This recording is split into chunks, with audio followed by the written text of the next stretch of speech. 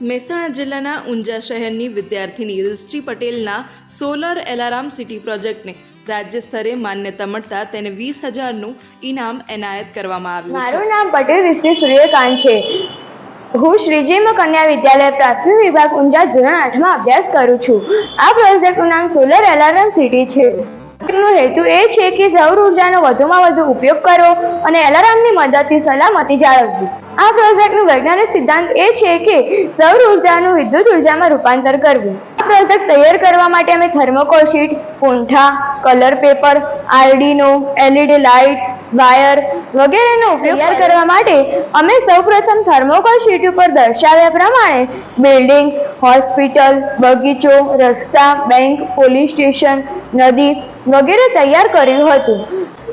Solar alarm સિટીના ફાયદા એ છે કે જો આપણે બિલ્ડિંગ્સ ઉપર સોલર પેનલ લગાવીએ તો દિવસ દરમિયાન બિલ્ડિંગ્સમાં ઘણા બધા મકાનો હોય છે, તેથી પરંપરાગત વીજળી ઘણી બધી વપરાય છે।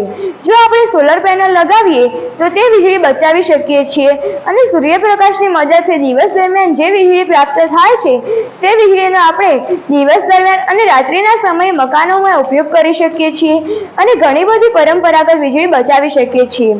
એ જ રીતે હોસ્પિટલમાં પણ દિવસ દરમિયાન અને રાત્રિના સમયે ઘણા બધા વિદ્યુતના ઉપકરણો ચાલતા હોય છે, તેથી આપણે તેની ઉપર સોલર પેનલ લગાવવાથી ઘણી બધી પરંપરાગત વીજળી બચાવી શકીએ છીએ। અને જો કોઈ કામ હોય તો લાઇટ ના હોય ત્યારે પણ આપણે સોલર પેનલની મદદથી એકઠી થયેલી વીજળીનો ઉપયોગ કરીને તે કામ કરી શકીએ છીએ।